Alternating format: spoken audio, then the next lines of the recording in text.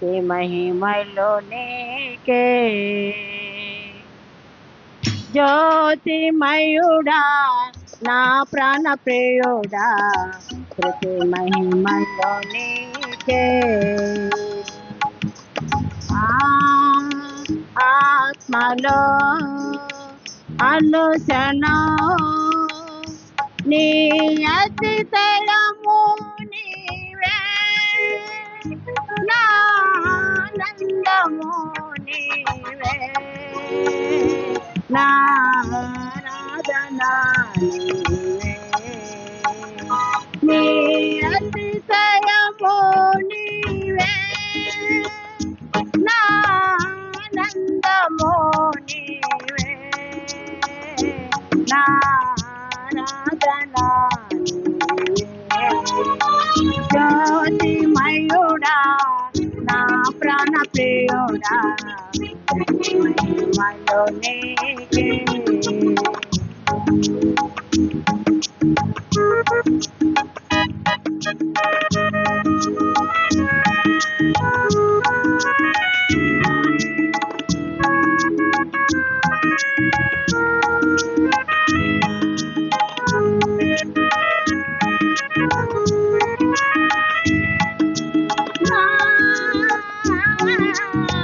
పరలోకపు తండ్రి నా నాయక సాయకుడా నా పరలోకపు తండ్రి నాయక సాయకుడా నీ తోటలోనే ద్రాక్షవల్లితో నన్ను అంటగాండి స్థిరపరచా నీ తోటలోనే ద్రాక్షవల్లితో నన్ను అంటగాండి స్థిరపరచా జ్యోతిమయుడా నా ప్రాణ ప్రియుడా మహిమలో నీకే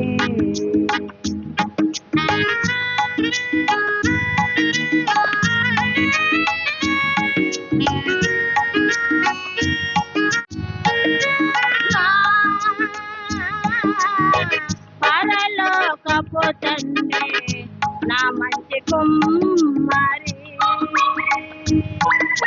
నా పరలోకపు తండ్రి నా మంచి కుమ్మరి నీకిష్టమైన పాతర చేయ నన్ను విసిరేయక సారపై ఉంచావా నీకిష్టమైన పాతర చేయ నన్ను విసిరేయక సారపై ఉంచావా జ్యోతిమయుడా నా ప్రాణ ప్రియుడా మహిమలో నీకే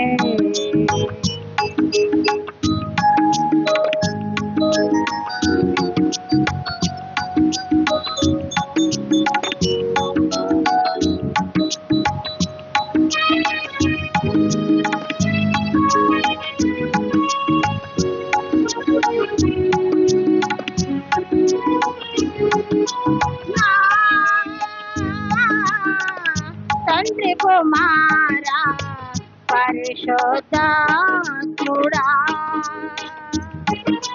నా తండ్రి కుమారా పరిశుద్ధాత్ముడా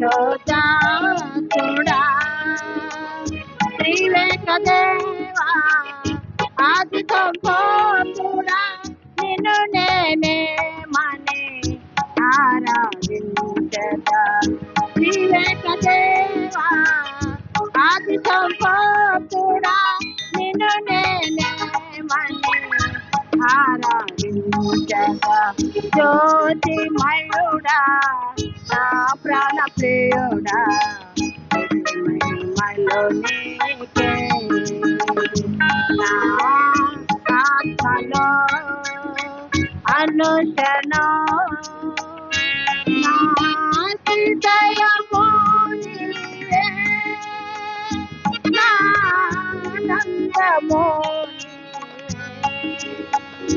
నా రాగ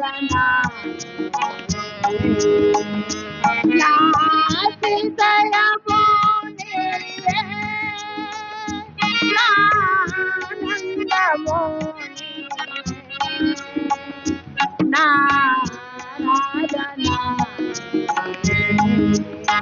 జ్యోతిమయుడా నా ప్రాణ ప్రియుడా మహిమలో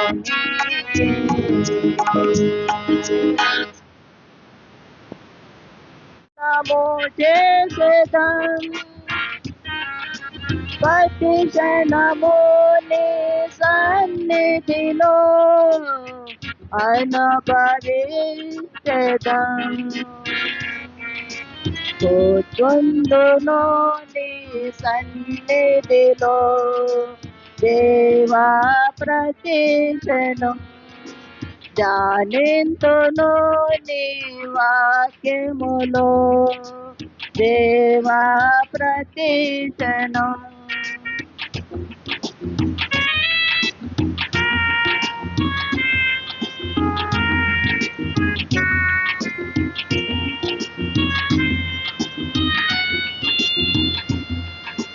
ప్రతి విషయం నీ మహాశిని నీ చిత్తమునే నివేశదా ప్రతి విషయం నీ మహాశిని నీ చిత్తమునే నివేశదా యేసుని పొందినే సాగేదా నీ శుద్ధిని పొందినే సాగేదా నీ నామమునే వీక్షించెదం నీ నామమునే వీక్షించం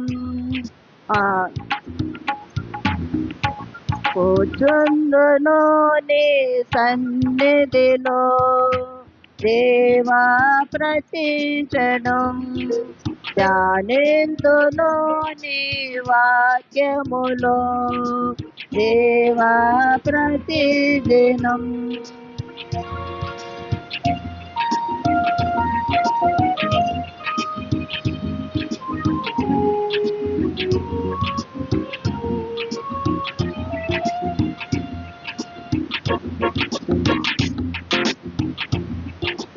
ప్రతిదినము నీ ముఖకాంతిలో నా హృదయ దీపము వెలిగించెదం ప్రతిదినము నీ ముఖకాంతిలో నా హృదయ దీపము వెలిగించెను నీ వాగ్దానము నీ ఘన కీర్తినే వీక్షించెదం నా దుర్గము నీవే నా దర్శనము నీవే నా దైనము నీవే నా దర్శనము నీవే కూర్చుందును నీ సన్నిధిలో దేవా ప్రతి దినం ధ్యానింతును నీ వాక్యములో దేవా ప్రతి క్షణం నిరంతరం నీ నామమునే గానము చేసేదం ప్రతి విషయం నీ సన్నిధిలో అనుభవించెదం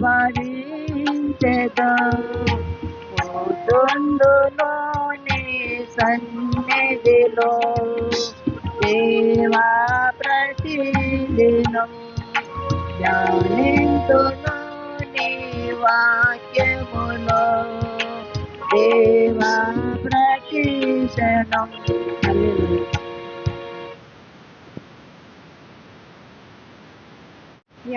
యాకోబు గ్రంథము 1వ అధ్యాయము 26 వచ్చింది. ఎవడైనను నోటికి కళ్ళెము పెట్టుకొనక తన హృదయమును మోసపరచుకొనుచు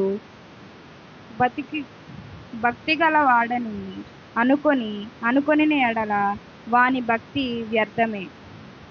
దేవుడు తన పరిశుద్ధ వాక్యాన్ని దీవించును.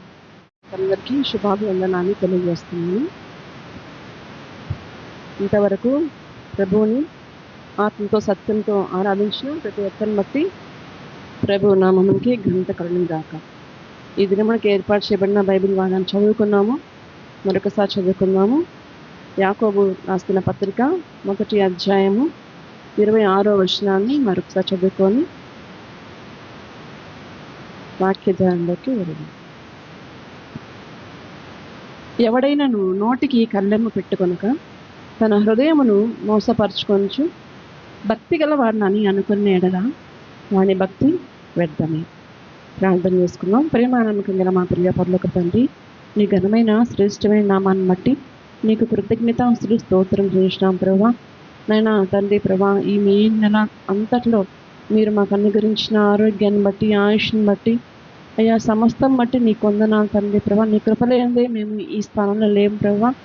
నీ కృప మాతో ఉంచినది నీ కొందనాలు తండ్రి ప్రభా. నైనా చేరువచ్చిన ప్రతి బిడ్డను దీవించండి, ఆశ్రయించండి, మేలుతో నింపండి, ఘనమైన కార్యాలు జరిపించండి. అయ్యా ఈ సమయంలో మీ వాక్కులు మేము అయ్యా ధ్యానించుకొని చుండగా తండ్రి ప్రభానైనా మీరే నా నోటికి మాటలు అందించిన తండ్రి. ఏమి పలకాలో మీరే మాట్లాడిన తండ్రి ఇప్పుడు నాతోనూ మా అందరితో మీరు మాట్లాడి అయ్యా వినగల చెవిని గ్రహించే హృదయాన్ని మాకు అందరికీ దయచేయమని, వాక్యానుసారం జీవితం దయచేయమని క్రీస్తు యేసు నామములో ప్రార్థించడి వేడుకుంటున్నాం తండ్రి. ఆమేన్. మనము మన జీవితంలో అనేకమైనవి అనుకుంటూ ఉంటాం. ఫలానాది ఇలా చేయాలి, అలా చేయాలి అని మన జీవితం గురించి అనేక సందర్భాల్లో మనము ఆలోచించుకుంటాము. ఇలా చేయాలి, అలా చేయాలి అనుకుంటాం. అయితే మనం ఏమనుకోవాలి, ఎట్లాంటివి అనుకోకూడదు అని అంశం పైన ఈరోజు ధ్యానించాలని ఇష్టపడుతున్నాము. మనం కొన్ని సందర్భాల్లో అనుకోకూడదు అనుకొని నష్టాల్లోకి వెళ్ళిపోతుంటాం. కొన్ని సందర్భాల్లో అనుకున్నవి మనం జరిగించుకుంటూ ఉంటాం. చాలామంది యవనస్తులైతే మేము అనుకున్నవి ఏది మాకు జరగట్లేదని బాధపడుతుంటారు. వాళ్ళు దేవుని చిత్తం కాకుండా ఏదడినా కానీ మన జీవితాల్లో అది జరగదు. అయితే మనం ఏమనుకుంటున్నాం? కొన్ని మంచివి ఉంటాయి. నేను దేవుని కోసము వాడబడాలి అని అనుకుంటే మంచిదే. రోజుకి కొన్ని అధ్యాయాలు నేను బైబిల్ గ్రంథంలో చదవాలనుకుంటే అది మంచి ఆలోచన. 1 గంట దేవునితో గడపాలి, 1 గంట ప్రార్థించాలనుకుంటే మంచిదే. సమయానికి మందికి రావాలనుకుంటే మంచి ఆలోచన. అయితే ఏమనుకుంటున్నామో మనల్ని మనం ఈ దినాన పరీక్షించుకున్నాము. ఒక వ్యక్తికి 2 స్నేహితులు ఉన్నారట. వాళ్ళు గొర్రెల కాపర్లు. ఒక వ్యక్తికి 10 గొర్రెలు ఉన్నాయి, ఇంకో వ్యక్తికి మరొక 10 గొర్రెలు ఉన్నాయి. వారిద్దరూ చాలా స్నేహంగా ఉండేవాళ్ళు. పొలంలోకి వెళ్ళారు ఒకరోజు.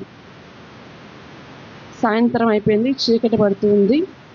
ఆ సమయంలో వాళ్ళు మాట్లాడుకుంటూ అలా కొద్దిసేపు సేద తీరుతున్నారు. వాడు ఒకడైతే పైన ఆకాశాన్ని చూసి, ఈ ఆకాశం అంతా నాదే, ఇదంతా నా పొలము అని చెప్తున్నాడు వాళ్ళ ఫ్రెండ్కి. అతనుండి అవునారా, చాలా మంచిదే, ఇంత ఆకాశం అంతా స్థలం నీకుంటే మంచిదే, సంతోషమే అని చెప్పారు. అయితే రెండోవాడు అంటున్నాడు, అయితే నీకు ఆకాశం అంతా స్థలం ఉంటే నాకు ఆ నక్షత్రాలంతా గొర్రెలు ఉన్నాయి అంటున్నాడు. అనుకుంటున్నారు ఇద్దరు. అలా అనుకుంటున్నారు. మొదటివాడు అన్నాడు, అరే నీకు గొర్రెలు ఉన్నాయన్నావు కదా, నక్షత్రాలంతా అవి ఎక్కడ మేపుతావరా అన్నాడు. వాడుండి, ఏముందిరా నీకు ఉంది కదా ఆకాశం అంత స్థలము, అక్కడ మేపుతాను అన్నాడు. ఇంకంతే గొడవ మొదలైంది. నీ గొర్రెలు నా స్థలంలోకి అడుగు పెట్టకూడదు, అడుగు పెడితే కాళ్ళు ఎరగొడతానని వాడు, నా గొర్రెకి కాలు ఎరగొట్టామంటే నీకు కాలు ఎరగొడతానని వీడు. ఒకరినొకరు పోట్లాడుకున్నారు, కొట్టుకున్నారు, అయిపోయింది. ఇక్కడ గ్రహించాల్సింది ఏంటంటే వాడికి ఆకాశం అంతా స్థలం లేదు, వీడికి నక్షత్రాలంతా గొర్రె లేదు. అయితే మన జీవితాల్లో కూడా మనం అనేక సందర్భాల్లో ఊహా ప్రపంచంలో ఊహల్లో బ్రతుకుతుంటాం. నాకు అంతుంటే ఇంత చేస్తాను అని మనం ఊహించుకుంటూ మన జీవితాల్లో ముందుకెళ్తూ ఉంటాం. ఊహల్లో మనం బ్రతకడం దేవునికి ఇష్టం లేదు. వీళ్ళు కూడా ఊహల్లో బ్రతికారు, ఊహా ప్రపంచంలో విహరిస్తూ ఉన్నారు. వాస్తవంలో ఏం చేస్తున్నారు? కొట్టుకుంటున్నారు. నిజమే కదా. ఊహల్లో అయితే వాళ్ళకి ఒక మంచి లోకం ఉంది, ఆకాశం అంతా పచ్చిక ఉంది, ఇదని ఒకరికైతే నక్షత్రాలంతా గొర్రెలు ఉన్నాయి. నిజంగా అవి లేవు. వాస్తవంలోకి వచ్చేళ్ళకి వాళ్ళు కొట్టుకుంటున్నారు. మన జీవితాల్లో కూడా కొన్ని సందర్భాల్లో మనము అలాగే ఉంటాం. మనకు లేని దాన్ని కూడా మనకు ఉందని ఊహించుకొని బ్రతుకుతూ ఉంటాం. ఇక్కడ యాకోబు అంటున్నాడు, మీరు భక్తి గలవారని చెప్పుకుంటున్నారు కానీ మీరు నిజంగా అంత భక్తి అయితే లేదని యాకోబు మనతో మాట్లాడుతున్నాడు. నిజంగా నీకు విశ్వాసం లేదు అయితే మనం అనుకుంటున్నామంట నాలో విశ్వాసం ఉంది. నిజంగా నీలో ప్రేమ లేదు అయితే అనుకుంటున్నామంట మాలో ప్రేమ ఉంది, దేవుడు మమ్మల్ని ప్రేమతో నింపేశాడని అనుకుంటున్నాం. కానీ మన క్రియలకి మనం అనుకునే దానికి సంబంధం లేకుండా మనం జీవిస్తున్నాం. నిజంగా మనం దేవుని ప్రేమతో నింపబడితే ఏం చేస్తాము? ప్రతి ఒక్కరిని క్షమిస్తాం, ప్రతి ఒక్కరిని ప్రేమిస్తాం. మనకు మోసం చేసిన, మనల్ని ద్వేషించిన, మనల్ని హృదయాన్ని గాయపరిచిన మనం ఏం చేస్తాము? వాళ్ళని ప్రేమిస్తాం. అలా ప్రేమించకుండా వీడంటే నాకు గిట్టదు, వీడు నేను ఎప్పటికీ క్షమించలేను, కానీ నేను దేవుని ప్రేమతో నింపబడి ఉన్నానంటే భక్తులు అంటున్నాడు అది వ్యర్థము, వ్యర్థము. ఎంత భక్తి నువ్వు కొనసాగిస్తున్నా అనుకొని దేవుని మార్గంలో నడవకపోతే నువ్వు చేస్తున్న ఆ భక్తి అంతా ఏంటి? వ్యర్థం. మన భాషలో అనుకుంటాం కదా, బూడిదలో పోసిన పన్నీరు. కష్టమంతా వ్యర్థమైపోతుంటే ఏమంటాము? వీడు చేసినంతా బూడిదలో పోసిన పన్నీరు అయిపోతుందిరా అంటాం కదా. అలాగే మన భక్తి కూడా బూడిదలో పోసిన పన్నీరులాగా అయిపోతుందంట. ఎప్పుడంటే వాక్యాన్ని తగ్గట్టు మనం జీవించకపోతే, వాక్యాన్ని తగ్గట్టు మన విశ్వాసంలో లేకపోతే, భక్తిలో లేకపోతే, ప్రేమలో లేకపోతే, క్షమాగుణంలో లేకపోతే మనం ఎలా ఉన్నామంట? బూడిదలో పోసిన పన్నీరులాగా మన భక్తి ఉందని యాకోబు భక్తుడు మనతో వాక్యం ద్వారా మాట్లాడుతున్నాడు. అయితే కొన్ని మనము అనుకుంటాము అవి జరగాలని. ఇక్కడ అంటున్నాడు ఎలా ఉండాలని మనం కోరుకుంటున్నా అంటే, ఎవడైనా నువ్వు నోటికి కళ్ళెం పెట్టుకోకుండా, అంటే తన నోటిని అదుపు చేసుకోకుండా హృదయాన్ని మోసపరుచుకొనుచు భక్తి గలవాడిని అని అనుకుంటున్నాడు. అయితే నోటికి కళ్ళెం పెట్టుకోవడం అంటే అనేక రకాల మాటలు ఉంటాయి, అవిశ్వాసపు మాటలు. ఈ పని జరగదని ముందే చెప్పేస్తాం మనం. ఒక పనికి వెళ్ళే ముందు ఇది జరగదు అని చెప్పేస్తాం. అక్కడే అవిశ్వాసపు మాటలు, డంబపు మాటలు, అసత్యమైన మాటలు, కపటపు మాటలు, ఇవన్నీ మన హృదయంలో ఉంచుకొని మనం ఏమంటున్నామంట? నేను భక్తి గలవాడిని, నా అంత భక్తి పడు ఇంకొకడు లేడు, మా వీధిలో నా అంత భక్తి పడ్డోడు లేడు అని మనం అనుకుంటే చాలదు. దేవుడు మన గురించి సాక్ష్యం చెప్పాలా? ప్రియమైన దేవుని బిడ్డలారా, మన మాటలు ఎలా ఉన్నాయి? మన చేష్టలు ఎలా ఉన్నాయి? మనం భక్తి గలవారము అనుకుంటే మన భక్తి వ్యర్థమే. దేవుని ముందు అందరూ సమానమే. దేవుడి ముందుకు వచ్చి నేను అలా చేస్తాను ఇలా చేస్తాను అంటే కుదరదు. దేవుడి దగ్గర మన జీవితం అంతా ఉంటుంది. కాబట్టి ఎవరిని మనం మోసపుచ్చుతున్నాము? మనుషుల్ని అయితే మనం మోసపుచ్చగలం కానీ దేవుడిని మనము మోసపుచ్చలేము. అయితే ఈరోజు మనం తెలుసుకున్నాము, అనుకోకూడనివి అనుకొని ఎవరు నష్టపోయారో, అనుకున్నవి జరిగించుకొని ఎంతమంది మేలు పొందారో ఇదాన్ని మనం గ్రహిద్దాము. మొదటి రాజుల గ్రంథంకి వెళ్దాం. 1వ అధ్యాయము 5వ వచనం గమనించినట్లయితే అక్కడ ఒక వ్యక్తి మనకు కనిపిస్తున్నాడు. ఇతను దావీదు కుమారుడు, అదోనియా అతని పేరు. మొదటి రాజుల గ్రంథము 1వ అధ్యాయము 5వ వచనాన్ని చదువుతున్నాం. హగ్గీతు కుమారుడైన అదోనియా గర్వించిన వాడై నేనే రాజు నగుదునని అనుకుని రథములను గుర్రపు రౌతులను తనకు ముందుగా పరిగెత్తుటకు 50 మంది మనుషులను ఏర్పరచుకునేను. చాలు.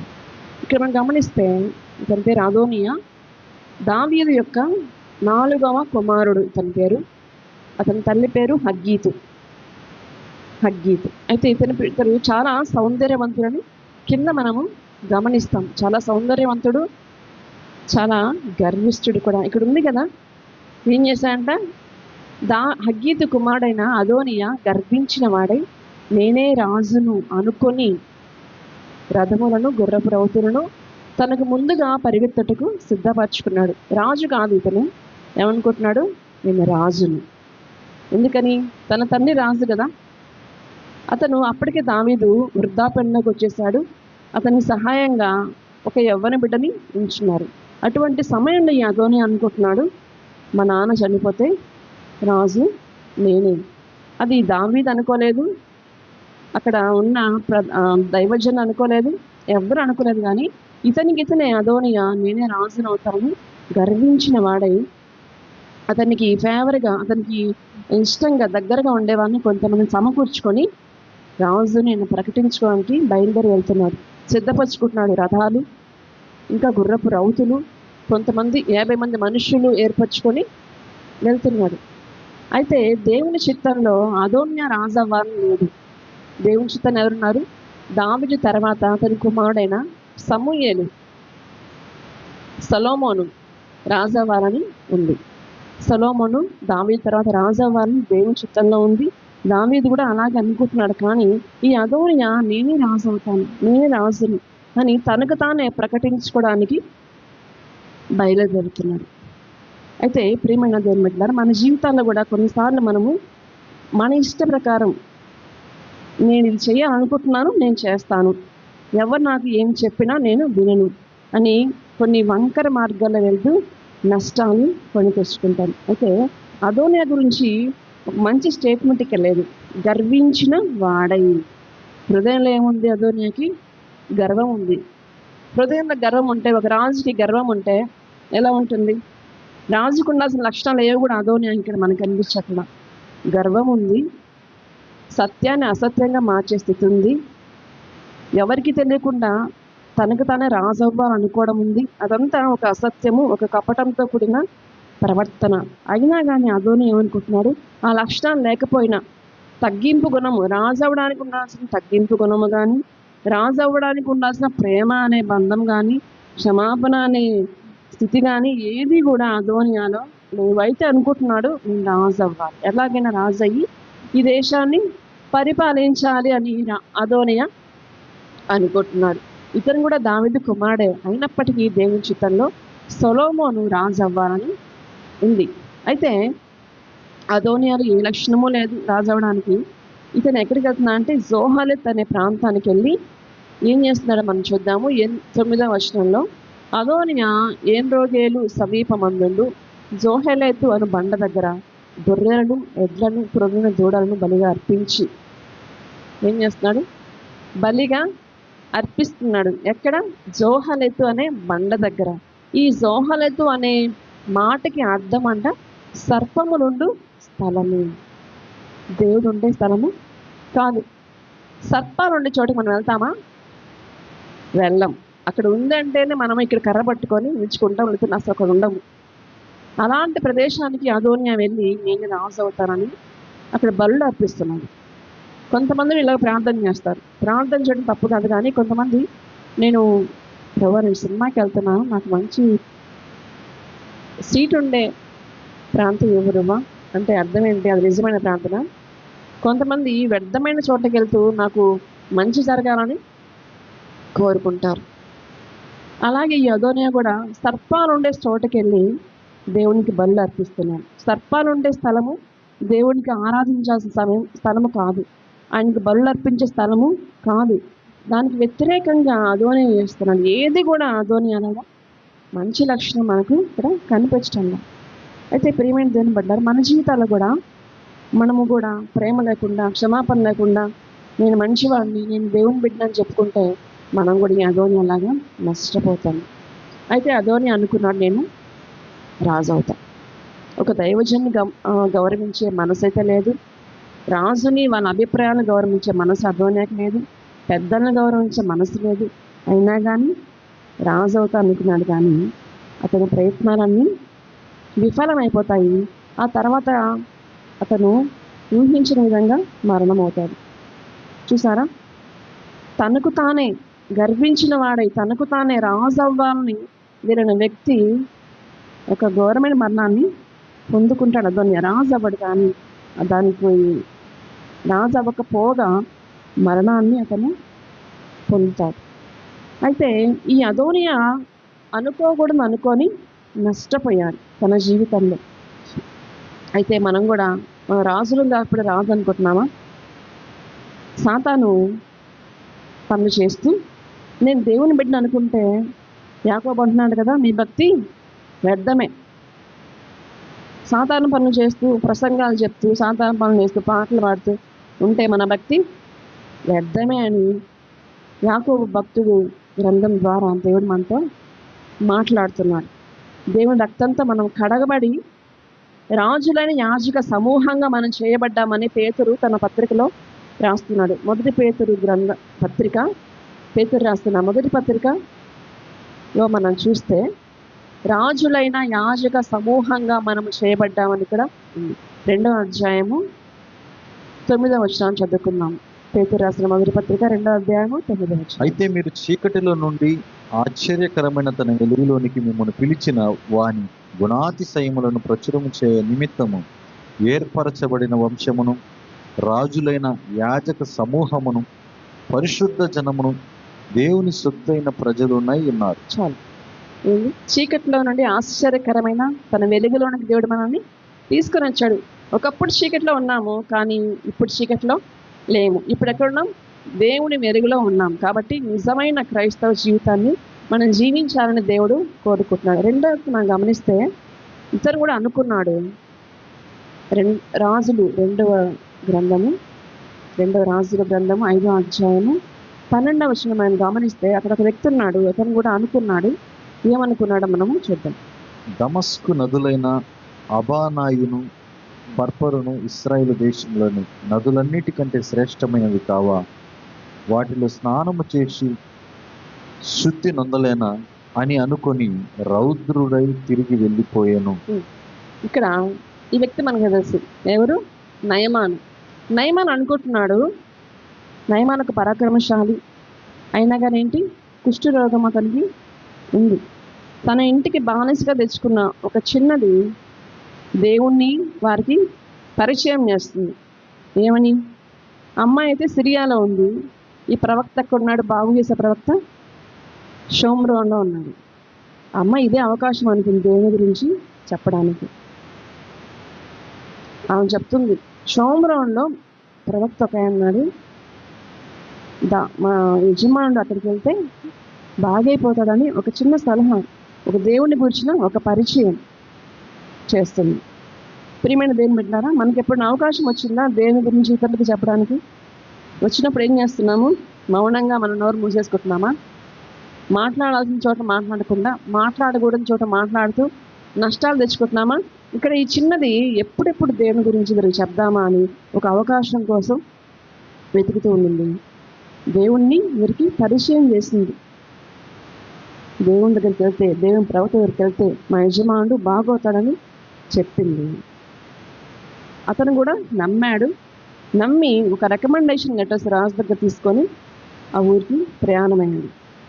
ప్రయాణమైతే అనుకున్నాడు, ఆ ప్రవక్త ఎవరో నా ముందుకొచ్చి నా చేతిని ఆ కుష్ఠరోగం ఎక్కడుందో ఆ ప్రదేశాన్ని ముట్టి బాగు చేస్తాడేమో అని అనుకుంటూ, మనం కూడా అంటే కదా ఇక్కడ వెళ్తుంటే కొన్ని ఊహించుకుంటాం, ఇట్లా ఉంటుందేమో అక్కడ, ఇట్లా ఉంటుందేమో అక్కడ, మంచిగా సంతోషంగా హ్యాపీగా మనం బ్రతకచ్చేమో అనుకుంటాం.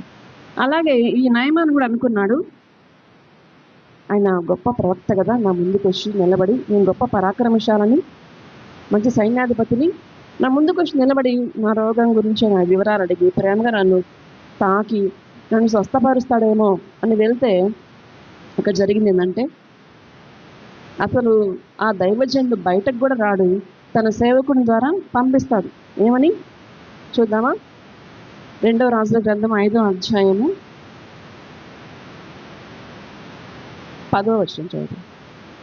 ఎలీషా, నీవు యోర్దాను నదికి పోయి 7 మార్లు స్నానము చేయము, నీ ఒళ్ళు మరలా బాగే, నీవు శుద్ధుడు వగుదువని అతనితో చెప్పుటకు ఒక దూతను పంపాడు.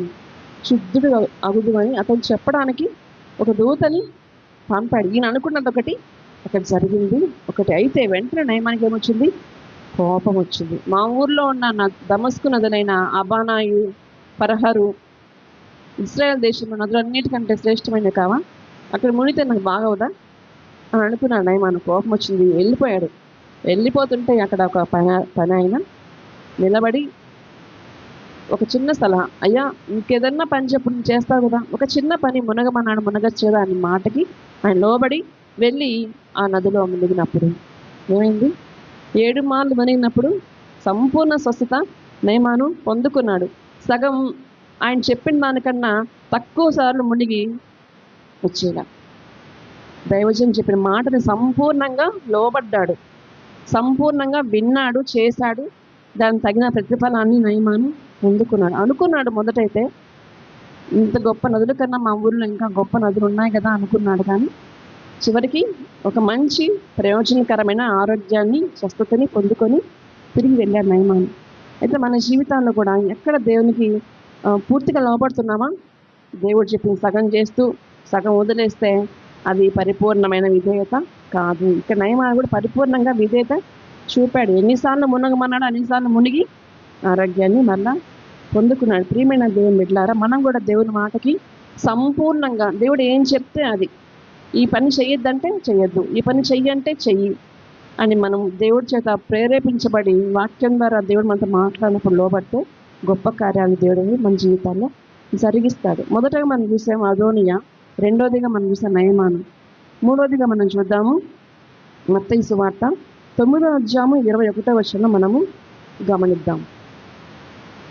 ఇక్కడ ఒక స్త్రీ ఉంది, ఎంతోమంది డాక్టర్ల చేత ఎంతో డబ్బులు నష్టపరుచుకొని సమస్తాన్ని కోల్పోయి చివరికి దేవుని దగ్గరికి వచ్చింది. ఆమె ఏం పొందుకుందాం మనము చూద్దాం. మత్తయి సువార్త 9వ అధ్యాయం 21వ వచనం. నేను ఆయన పై వస్త్రము మాత్రము ముట్టితే బాగుపడుదునని తనలో తాను అనుకుని చాలు ఏమనుకుంది? పై వస్త్రం మాత్రం ముడితే చాలు అనుకుంది. ఎవరు? 12 సంవత్సరాల నుంచి రక్తస్రావ రోగంతో బాధపడుతున్న ఆ స్త్రీ ఎంతోమంది డాక్టర్ల చుట్టూ తిరిగిందట. ఈ గురించి మిగతా సువార్తల్లో కూడా రాయబడి ఉంది. ఒక్కొక్క సువార్తలో ఒక్కొక్క ప్రత్యేకమైన మాటల ద్వారా ఆమె పరిచయాన్ని భక్తులు మన ముందుకి తీసుకొచ్చారు. అయితే ఈమె 12 సంవత్సరాల నుంచి ఎంతో వేదన, రోదన, ఏ డాక్టర్ దగ్గరికి వెళ్ళినా కానీ బాగవ్వలేదు. ఎంతో డబ్బు ఖర్చు పెట్టుకుంది, కొన్న ఆస్తి అంతా ఇచ్చుకుపోయింది, ఏదీ లేదు. చివరికి మొత్తాన్ని పోగొట్టుకుంది. ప్రభు గురించి వినింది.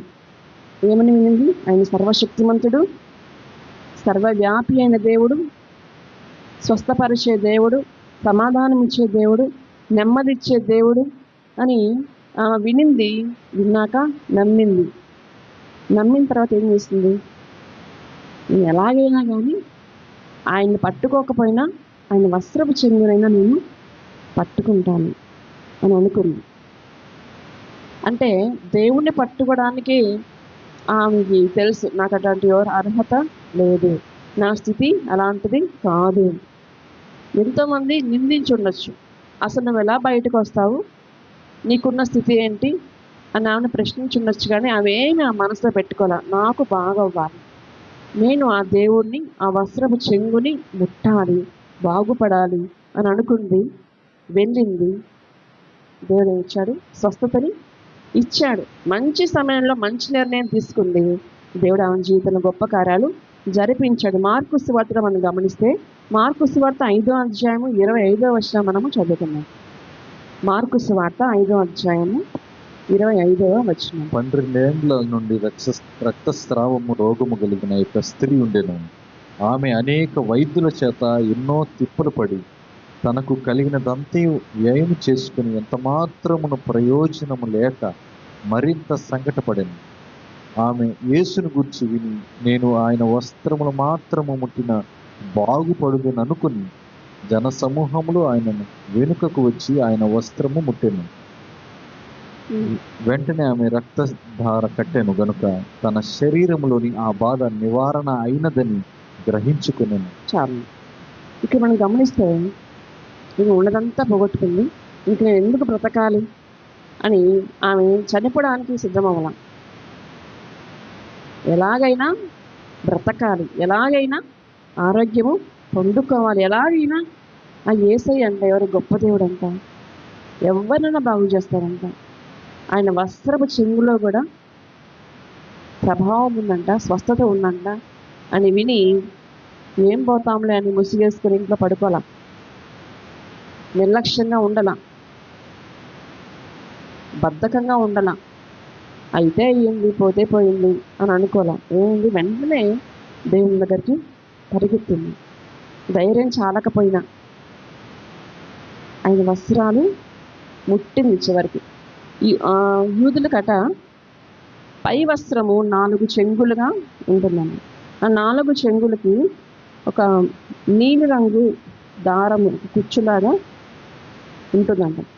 అయితే శాస్త్రులు పరిశీలు కూడా ఇంకా పెద్దదిగా దాన్ని వేసుకొని తిరుగుతూ ఉంటారంట. అయితే ఆ నీలంగా ఉంది కదా, దాన్ని పట్టుకొని దాన్నైనా చుట్టూ జనసమూహాలు ఉన్నారు, ఆయన వస్త్రాలను పట్టుకోవడం కూడా స్థలం లేదేమో. అయితే ఆమె వెళ్ళి ఏదైతే ఆ నీలి రంగులో ఉందో వస్త్రపు చెంగు ఉన్న దాన్ని పట్టుకుంది.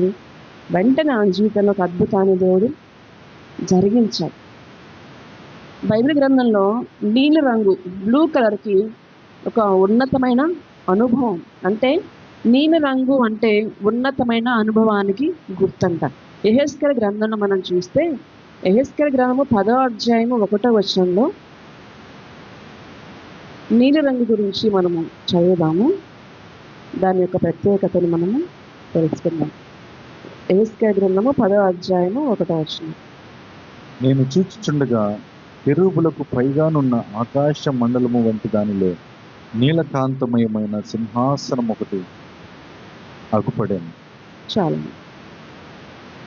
మనం గమనిస్తే ఏమైంది, నీలకాంతమయమైన సింహాసనం అంటే దేవుని సింహాసనం ఎలా ఉంది, బ్లూ కలర్ నీలి రంగులో ఉందంట.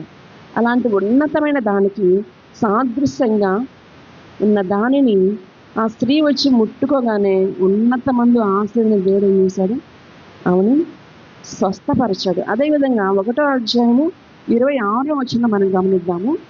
దేవుని సింహాసనం గురించి యెహెజ్కేలు గ్రంథం 1వ అధ్యాయము 26వ వచనాన్ని మనం గమనిద్దాం. వాటి తలల పైనున్న ఆ మండలము పైన నీలకాంతమయమైన సింహాసనము వంటి ఒకటి కనబడెను.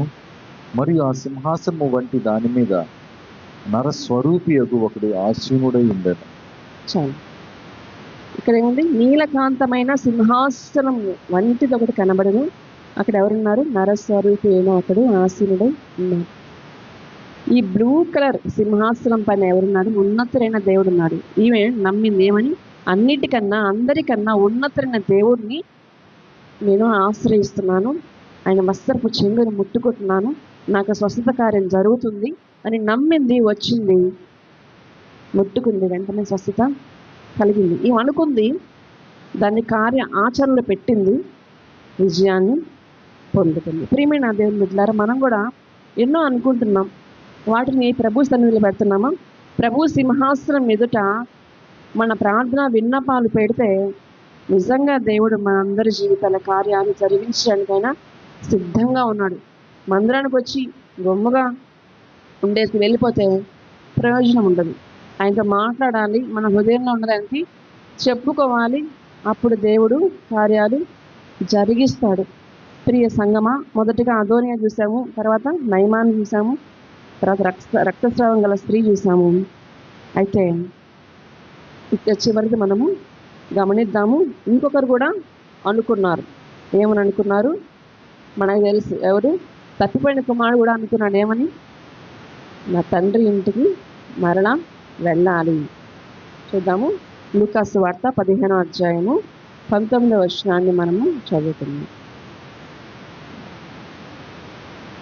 ఇక మీదట నీ కుమారుడనని అనిపించుకొనుటకు యోగ్యుడను కాను, నన్ను నీ కూలి వారిలో ఒకనిగా పెట్టుకునమని అతనితో చెప్పుదని అనుకుని లేచి తండ్రి యొద్దకు వచ్చాను. ఏమనుకున్నాడు, కూలి వాళ్ళు ఒకరిగా పెట్టుకోమని చెప్తానని అనుకుని తండ్రి దగ్గరికి వచ్చాను. తండ్రి ఒప్పుకుంటాడా కూలి వాళ్ళని పెట్టుకోవడానికి? ఒప్పుకోడు. ఎంత తండ్రికి ఇష్టం లేని పని చేసినప్పటికీ కుమారుని కుమార్తెని ఎప్పుడు తండ్రి ప్రేమిస్తూనే ఉంటాడు. అలాగా ఇతనికి బుద్ధి వచ్చినప్పుడు ఏమనుకున్నాడు, ఆహారం లేదు, డబ్బులు లేవు, ఏదీ లేదు, సమస్తము కోల్పోయాడు. కోల్పోక ముందు అనుకున్నాడు, స్నేహితులే నాకు ఎక్కువ, లోకమే నాకు గొప్ప అనుకున్నాడు, స్నేహితులే గొప్ప అనుకున్నాడు. నా తండ్రి ఆస్తి నాకు వచ్చేసింది, నాకు ఇష్టము, నేను ఎలాగైనా చేస్తాను, ఎలాగైనా జీవిస్తాను అని అనుకున్నాడు. ఆ తర్వాత ఈ తండ్రి ఇంటిలో నాకు అసలు ఉండాలని లేదు. కొంతమంది అనుకుంటారు, ఈ ఇంట్లో నేను ఉండను, నాకు ఉండాలని లేదు, ఈ మనుషులు నాకు నచ్చడం లేదు, నేను ఎక్కడికైనా వెళ్ళిపోతాను అనుకుంటారు కదా. అలాగే ఇతను కూడా అనుకున్నాడు. ఎప్పుడు బాగా తన స్థితి బాగా ఉన్నప్పుడు ఇలా అనుకున్నాడు.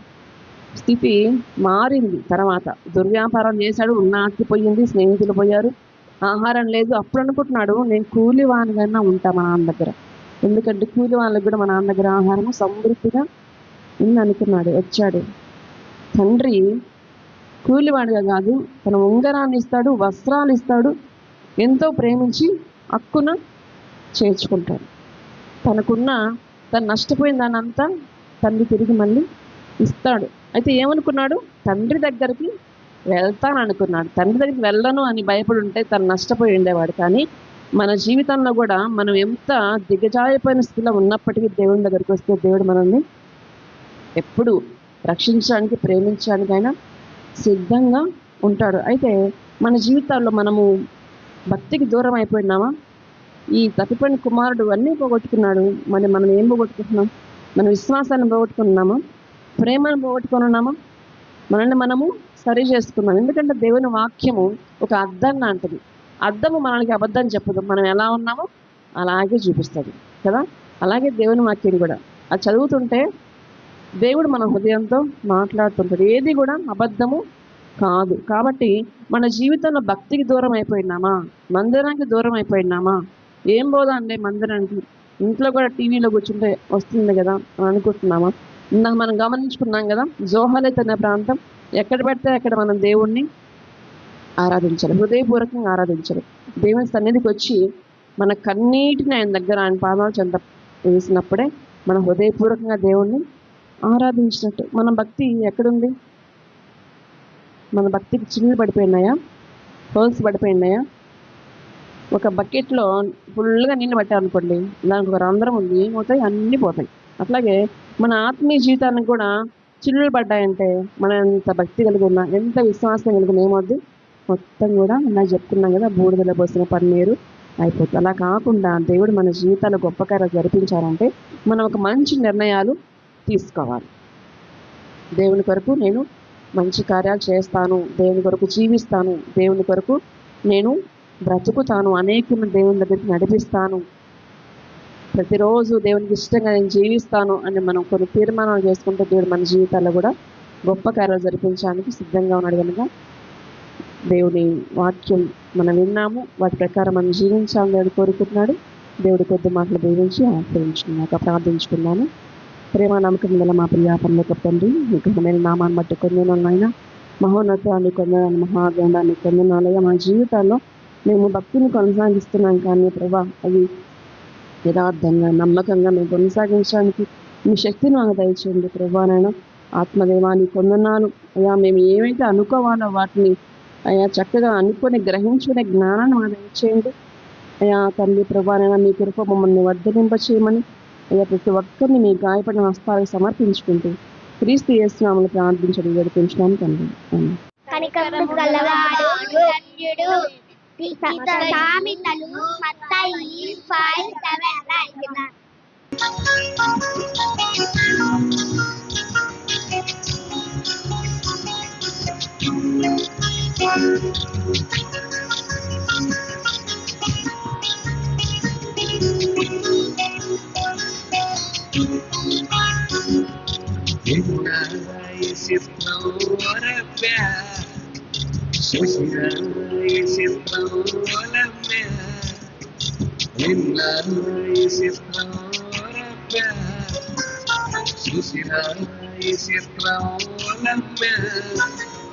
సూర్యుని చేశాడు, చంద్రుని చేశాడు, సూర్యుని చేశాడు, చంద్రుని చేశాడు. సుక్కలని చక్కగా మలసినాడు, సుక్కలని చక్కగా మలసినాడు. నిన్ను నన్ను ప్రేమతో పిలచినాడు, నిన్ను నన్ను ప్రేమతో పిలచినాడు. ఎన్నావా అరరరే ఈ చిత్రం పొరపే చూసిన ఈ చిత్రం పొలమే ఈ చిత్రం పొరపే చూసిన ఈ చిత్రం పొలమే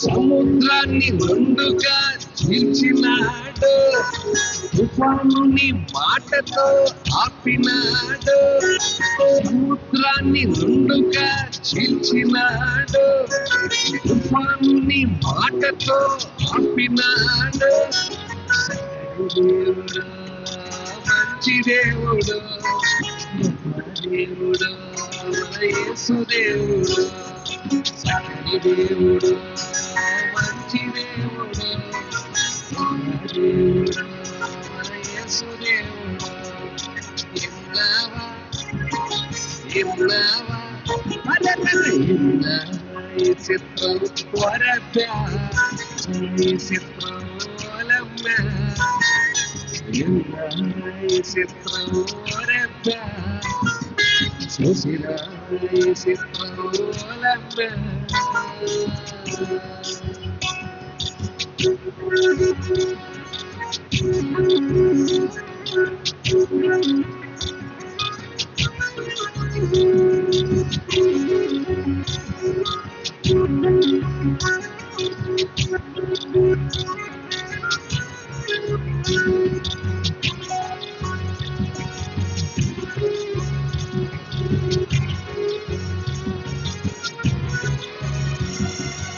ఐదు రొట్టెలు 1000 మందికి పంచినాడు చనిపోయిన లాజరును లేపినాడు 5 రొట్టెలు 1000 మందికి పంచినాడు చనిపోయిన లాజరును లేపినాడు దేవుడు మంచి దేవుడు గొప్ప దేవుడు మన యేసుదేవుడు దేవుడు మంచి దేవుడు గొప్ప దేవుడు మన యేసుదేవుడు విన్నావా ఈ చిత్రం పొరపా చూసిన ఈ చిత్రం వలమ్మే ఈ చిత్రం పొరపా చూసిన ఈ చిత్రం వలమ్మే సూర్యుని చేశాడు చంద్రుని చేశాడు సూర్యుని చేశాడు చంద్రుని చేశాడు సుక్కలన్నీ చక్కగా మలసినాడు సుక్కలన్నీ చక్కగా మలసినాడు ప్రేమతో పిలచినాడు నన్ను ప్రేమతో పిలచినాడు విన్నావా ఈ చిత్రం కొరగా చూసిన ఈ చిత్రం పొలమ్మే ఈ చిత్రం కొరగా చూసిన ఈ చిత్రం పొలమ్మే